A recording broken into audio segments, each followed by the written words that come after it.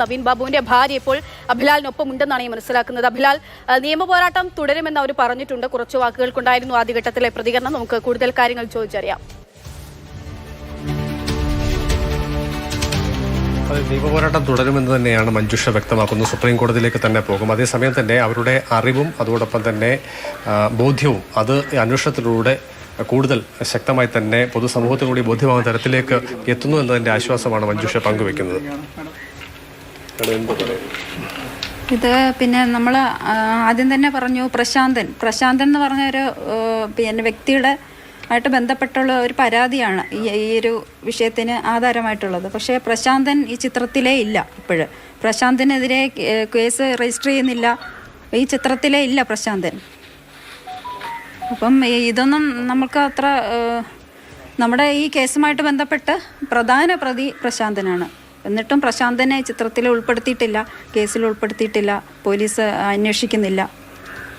ഈ അന്വേഷണ സംഘം രണ്ടാമത് പ്രത്യേക അന്വേഷണ സംഘം വന്നിട്ട് അവർ ഏതെങ്കിലും ഘട്ടത്തിൽ പ്രശാന്തിനെ കുറിച്ച് എന്തെങ്കിലും ചോദിച്ചിട്ടുണ്ടോ? നമ്മുടെ പരാതി കേട്ടിട്ടുണ്ടോ? ഇല്ല, ചോദിച്ചിട്ടില്ല. ഈ അന്വേഷണ റിപ്പോർട്ടിൽ പറയുന്ന മറ്റൊരു കാരണം പി ദിവ്യ ഒരു ഘട്ടത്തിലും ഈ യാത്രയെടുപ്പ് ചടങ്ങിലേക്ക് ക്ഷണിക്കപ്പെട്ടിരുന്നില്ല എന്ന് വളരെ വ്യക്തമായി തന്നെ പറയുന്നുണ്ട്. ഒരു ഗൂഢാലോചന ഇതിന്റെ പിന്നിലുണ്ട് എന്ന് മേഡം അടക്കം കുടുംബാംഗങ്ങൾ നേരത്തെ പറഞ്ഞതുമാണ്. അതെ, ഗൂഢാലോചന ഇതിന്റെ പിന്നിലുണ്ട്. പിന്നെ ആ ഗൂഢാലോചനയിൽ ഇപ്പം ലാൻഡ് റവന്യൂ ജോയിന്റ് കമ്മീഷണറുടെ റിപ്പോർട്ട് പുറത്തു വന്നല്ലോ. അതിലെ ഗൂഢാലോചന ഇതെല്ലാം അതിനകത്ത് വന്നിട്ടുണ്ട്.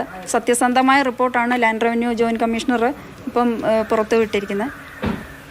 കൈക്കൂലി വാങ്ങിയെന്നുള്ളതായിരുന്നു പ്രധാനപ്പെട്ട ആരോപണമായ ദിവ്യയും അവരെ അനുകൂലിക്കുന്ന CPM-ന്റെ ഒരു വിഭാഗം ആളുകളും കണ്ണൂരിലേത് പറഞ്ഞത്. അങ്ങനെ ADM കൈക്കൂലി വാങ്ങിയിട്ടില്ല എന്നുള്ള പരാമർശം കൂടി ഈ റിപ്പോർട്ടിന്റെ ഭാഗമായി വന്നിട്ടുണ്ട്. അതെ, പിന്നെ അത് വളരെയധികം നമുക്ക് ആശ്വാസമാണ്. പിന്നെ കുടുംബാംഗങ്ങൾക്കെല്ലാം ഞങ്ങൾക്ക് ഉൾപ്പെടെയുള്ള എല്ലാവർക്കും ഇത് ആശ്വാസകരമായൊരു പിന്നെ റിപ്പോർട്ടാണ് ലാൻഡ് റവന്യൂ കമ്മീഷണറുടെ. നമ്മൾ നമ്മുടെ ബോധ്യവും നമ്മുടെ നിലപാടും ശരിവെക്കുന്നു. തുടർ നിയമ പോരാട്ടങ്ങൾക്ക് സഹായകരമാകും. അതെ, നിയമ പോരാട്ടത്തിന് ഇത് സഹായകരമാണ്.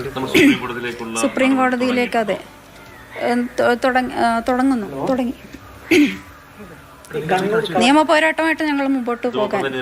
കണ്ണൂർ കളക്ടർക്കെതിരെയുള്ള ആരോപണം ഉണ്ടായിരുന്നു. അതും അന്വേഷണ പരിധിയിൽ ഇപ്പോൾ വന്നിട്ടില്ല. അതും അന്വേഷണ പരിധിയിൽ വരേണ്ട കാര്യമാണ്. ഗൂഢാലോചനയിൽ എല്ലാവർക്കും പങ്കുണ്ട്. അതെ, ഒരുപോലെ പങ്കുണ്ട് ഗൂഢാലോചനയിൽ. അതിനകത്ത് ഇനി വേറെ ആളുകൾ ഉൾപ്പെട്ട് വരുന്നുണ്ടോ എന്ന് പോലീസ് അന്വേഷിച്ചാലേ അത് കണ്ടെത്താൻ കഴിയുള്ളൂ. ഈ ദിവ്യ ആവശ്യപ്പെട്ട പ്രകാരമാണ് പ്രാദേശിക ചാനൽ പരിപാടി കവർ ചെയ്തത് എന്നതടക്കം നേരത്തെ ആക്ഷേപങ്ങൾ ഉണ്ടായിരുന്നു. അതും കൂടി ശരിവെക്കും. അതിപ്പം ശരിവെച്ചുകൊണ്ടാണല്ലോ നമ്മുടെ ജോയിന്റ് കമ്മീഷണറുടെ റിപ്പോർട്ട് വന്നിരിക്കുന്നത്. ഈ കളക്ടർ റിപ്പോർട്ട് പ്രകാരം കളക്ടർ പറഞ്ഞിരിക്കുന്നത് അദ്ദേഹം ക്ഷണിച്ചിട്ടില്ല എന്നുള്ളതാണ്. പിന്നീട് എന്തുകൊണ്ടായിരിക്കും കളക്ടർ അദ്ദേഹത്തെ മുറിയിലേക്ക് വന്നു, മുറിയിൽ ചില കാര്യങ്ങളൊക്കെ പറഞ്ഞു എന്ന് പറയാം. അതിനെന്തെങ്കിലും സ്വാധീനം സംശയിക്കുന്നുണ്ട്? സ്വാധീനം തീർച്ചയായിട്ടും കാണും. അല്ലെങ്കിൽ മാറ്റി പിന്നെ മൊഴി മാറ്റി കൊടുക്കേണ്ട ആവശ്യമില്ലല്ലോ കളക്ടർക്ക്. ഇപ്പൊ ഈ ഒരു പെട്രോൾ പമ്പുമായി ബന്ധപ്പെട്ട ഒരു ജനപ്രതിനിധിക്ക് ഇത്രയേറെ വിദ്വേഷം ഇദ്ദേഹത്തോട് തോന്നിട്ട കാര്യമുണ്ടോ? അതിനുള്ളിൽ മറ്റെന്തെങ്കിലും കാരണങ്ങളുള്ളതായി സംശയിക്കുമോ? നമുക്ക് മറ്റെന്തെങ്കിലും തെളിവുകളോ? ഇതിപ്പോൾ സംശയിക്കേണ്ടിയിരിക്കുന്നു, മറ്റെന്തെങ്കിലും കാരണമുള്ളതായിട്ട് സംശയിക്കേണ്ടിയിരിക്കുന്നു. അല്ലെങ്കിൽ ഈ ഒരു പെട്രോൾ പമ്പിന്റെ കാര്യമായിട്ട് മാത്രമായിട്ടൊരു വിരോധം ഉണ്ടാവേണ്ട കാര്യമില്ല.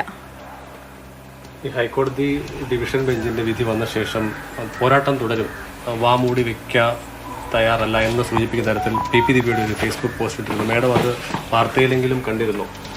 അതെ, അവർക്ക് എന്ത് വേണേലും ചെയ്യാമല്ലോ. എനിക്ക് അതിന് മറുപടിയൊന്നും പറയുന്നില്ല. എന്ത് വേണേലും ആകാമല്ലോ. നമുക്ക് ആദ്യഘട്ടത്തിലേതോ പിന്തുണ നൽകിയിരുന്ന പലരും പിന്നീട് നയം മാറ്റുന്ന, നിലപാട് മാറ്റുന്ന രീതി കണ്ടിട്ടുണ്ട്. അപ്പൊ അതിനെ എങ്ങനെയാണ് നമ്മൾ നേരിടുന്നത്? പിന്നെ ഞങ്ങൾ ഏതായാലും പിന്നെ ലീഗൽ ബാറ്റിലുമായിട്ട് മുമ്പോട്ട് പോവാം. മാം, ഈ പെട്രോൾ പമ്പിന്റെ വിഷയമല്ലാതെ എപ്പോഴെങ്കിലും നവീൻ ബാബു സാർ വേറെ എന്തെങ്കിലും കാര്യത്തിന് അദ്ദേഹത്തിന്റെ മുകളിൽ സമ്മർദ്ദമുണ്ട് എന്ന് സൂചിപ്പിച്ചിരുന്നു? അതെ, മറ്റ് ബന്ധുക്കളോട് പലരോടും ഇതുപോലെ സമ്മർദ്ദമുണ്ടെന്ന് സൂചിപ്പിച്ചതായിട്ട് അറിയുന്നു. അത് ഏത് വിഷയങ്ങൾക്കായിരുന്നു, ഏത് കാര്യങ്ങൾക്കുള്ള അനുമതിക്കായിട്ടായിരുന്നു? അത് പിന്നീട് ഒരു അവസരത്തിൽ പറയാം. അങ്ങനെ ഒരു സംഭവം ഉണ്ടെന്ന് പറയപ്പെടുന്നു. ഒരു പക്ഷെ അത്തരം കാര്യങ്ങളായിരിക്കുമോ ഇപ്പോൾ ഉള്ള ഈ ഒരു അത്തരം സംഭവങ്ങളിലേക്ക് നയിച്ചത്? അതെ, ആയിരിക്കാം. എന്തായാലും കുടുംബത്തിന്റെ അറിവും അതോടൊപ്പം തന്നെ അവരുടെ ബോധ്യവും ശരിവെക്കുന്ന ഒരു അന്വേഷണ റിപ്പോർട്ട് റാൻഡ് റവന്യൂ ജോയിന്റ് കമ്മീഷണറുടെ ഭാഗമായി പുറത്തു വരുന്നതിനുള്ള വലിയ ആശ്വാസം അവർക്കുണ്ട്. പൊതുസമൂഹത്തിൽ ഒരു വിഭാഗം ആളുകളെങ്കിലും CPM-ന്റെ അല്ലെങ്കിൽ PP ദിവ്യയുടെ നിലപാട് ശരിയെന്ന് തരത്തിലുള്ള പ്രതികരണങ്ങൾ പരസ്യമായി തന്നെ നടത്തിയ സാഹചര്യത്തിൽ അവരെ അടക്കമുള്ള ആളുകൾക്ക് കുറച്ചുകൂടി ഈ വിഷയത്തിലെ യഥാർത്ഥ സംഭവങ്ങൾ എന്താണ് എന്ന് ബോധ്യപ്പെടുത്തുന്നതിന് ആവശ്യമായ ഒരു കാര്യമായി ഒരു പ്രധാനപ്പെട്ട രേഖയായി അന്വേഷണ റിപ്പോർട്ട് മാറും എന്നുള്ള പ്രതീക്ഷയാണ്, ആ ആശ്വാസമാണ് കുടുംബം പങ്കുവയ്ക്കുന്നത്. മാത്രവുമല്ല, ഇപ്പോൾ ആദ്യഘട്ടം മുതൽ തന്നെ കുടുംബം പറയുന്ന നിലപാടിലേക്ക് തന്നെ കാര്യങ്ങൾ എത്തിച്ചേരുമ്പോൾ അത് അവരുടെ നിയമ പോരാട്ടങ്ങൾക്ക് ഭാവിയിൽ ഗുണപ്പെടുമെന്നുള്ള ആത്മവിശ്വാസം കൂടി അവർ പങ്കുവെക്കുന്നുണ്ട്. നേരത്തെ സൂചിപ്പിച്ചതുപോലെ തന്നെ ഹൈക്കോടതിയുടെ സിംഗിൾ ബെഞ്ചും ഡിവിഷൻ ബെഞ്ചും CBI അന്വേഷണം എന്നുള്ള ഇവരുടെ ആവശ്യം തള്ളിക്കളഞ്ഞ സാഹചര്യത്തിൽ അടുത്ത നിയമസാധ്യത എന്നുള്ളത് സുപ്രീം കോടതിയെ സമീപിക്കുക എന്നുള്ളതാണ്. അതിൻ്റെ നീക്കങ്ങൾ തുടങ്ങിക്കഴിഞ്ഞിരിക്കുന്നു. ആ നീക്കത്തിന് ഈ പുതിയ അന്വേഷണത്തിലെ കണ്ടെത്തലിൻ്റെ വിശദാംശങ്ങൾ കൂടി കൂടുതൽ കരുത്ത് പകരുമെന്നുള്ള പ്രതീക്ഷയാണ് കുടുംബാംഗങ്ങൾ, പ്രത്യേകിച്ച് മഞ്ജുഷ, പങ്കുവെക്കുന്നത്. ശരി, CK അഭിലാലാണ് പത്തനംതിട്ടയിൽ നിന്ന് വിവരങ്ങൾ നൽകുകയും ഒപ്പം നവീൻ ബാബുവിന്റെ ഭാര്യയുടെ പ്രതികരണം നമ്മൾ കേൾക്കുകയും ചെയ്തത്.